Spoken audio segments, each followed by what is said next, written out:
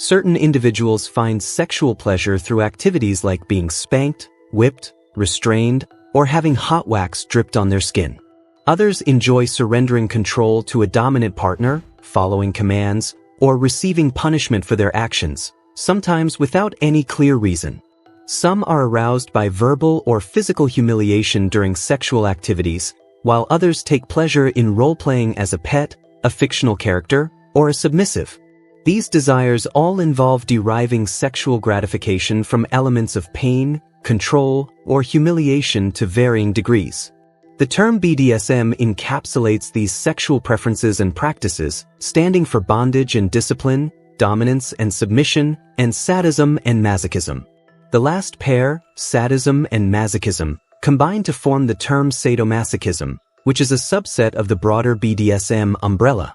While sadomasochism is part of BDSM, the two terms are sometimes used interchangeably in academic literature. Let's explore the historical origins of sadomasochism.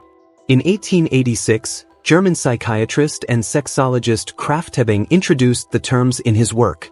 He drew inspiration for masochism from Austrian novelist Sacher-Masoch, whose stories depicted men being humiliated and tortured by powerful women. Sacher-Masoch's personal life reportedly mirrored these themes, as he sought out relationships where women dominated him, including whipping him or engaging in infidelity. Similarly, sadism derives from the French writer Marc de Sade, whose erotic writings and personal life were marked by themes of pain, dominance, and humiliation in sexual contexts.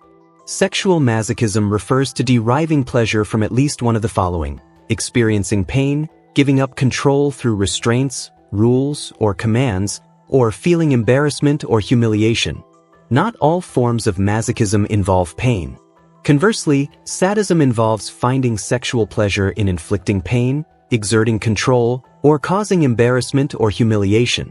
For an act to be considered sadomasochistic, at least one of these elements must be present. For instance, someone might enjoy being blindfolded and tied up but dislike pain. Another might crave humiliation but resist being controlled.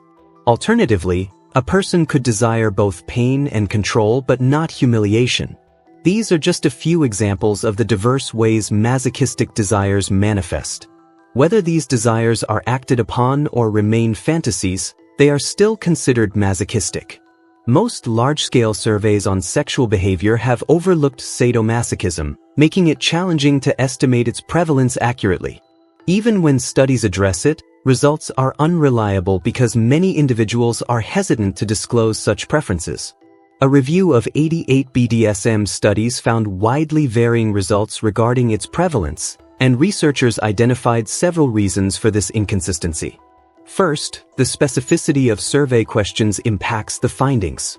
General questions about BDSM or sadomasochism, without clear definitions, yield lower prevalence rates compared to specific questions about activities like bondage, whipping, or blindfolding.